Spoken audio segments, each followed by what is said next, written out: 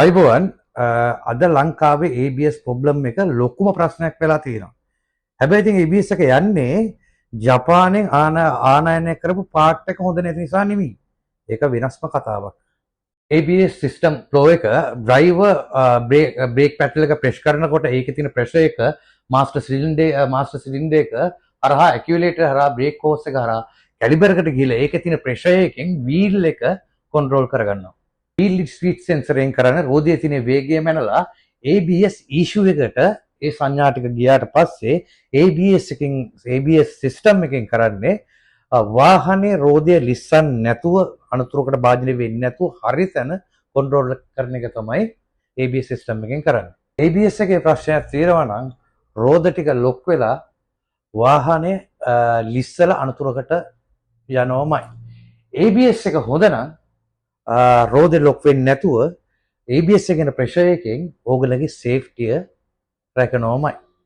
ඇයි මේ ABS එච්චරම යන්නේ? වෙහිකල් එකේ ඒජ් එක අනුව යනවා. ඒ වගේම ලංකාවේ තියෙන හීට් එක අනුව යනවා. ඒ වගේම කලට වෙලාවට බ්‍රේක් කොයිල් මාරු කරේ නැත්තම් යනවා. ඒ වගේම ට්‍රැෆික් එකේදී ඕගොල්ලෝ ගහන බ්‍රේක් වැඩි නම් යනවා.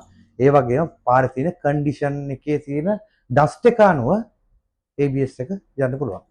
ABS එකට ඉතාම අත්‍යවශ්‍ය වැදගත්ම දෙයක් තමයි බ්‍රේක් කොයිල්. ඔබ දාන බ්‍රේක් කොයිල් එක. හැබැයි කාලයත් එක්ක මේ බ්‍රේක් කොයිල් එක සවුත් වෙනවා, දල පාර්ශ්ව වේදෙනවා. ඒ වගේම ABS එක ඇතුළේ වැල්ව් ඒවත් ජෑම් වෙලා ABS පද්ධතිය සවුත් වෙන්න පුළුවන්.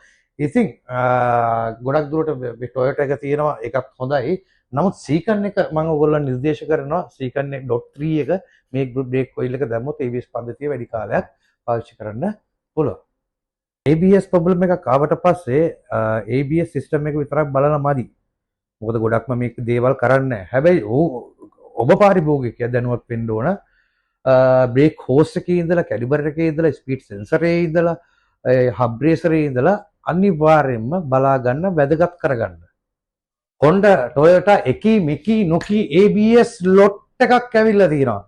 ඉතින් මේ පෙන්නන්නේ මේ ABS ලොට් එකක් ඇවිල්ලා තියෙනවා.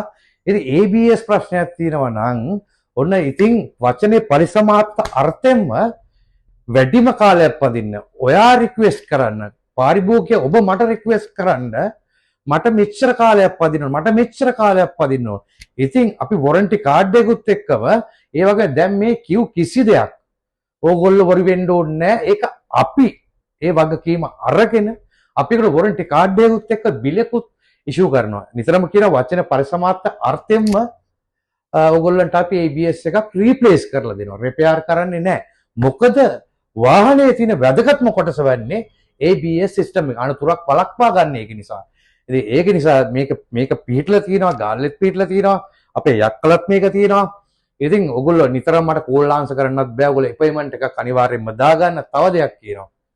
මේක කවුරුවත් තරහක් කරගන්න කියන දෙයක් නෙමෙයි. විශ්වාසය කියන තරංකාරීත්වයක් වෙන කොහෙන් හරි මට වඩා රුපියල් 5000ක් හරි අඩුවෙන් දෙනවා කිව්වොත් හරි ABS එකක් මම රුපියල් 10000ක් අඩුවෙන් දෙනවා එයාට වඩා තව අවුරුදු 2-3ක් පදින්න සහ වැඩි වගකීමකුත් මම ඕගොල්ලන්ට දෙනවා. මොකද ABS නම් හයිබ්‍රිඩ් නම් MP නම් හයිබ්‍රිඩ් නිසාමයි. අයිබෝන්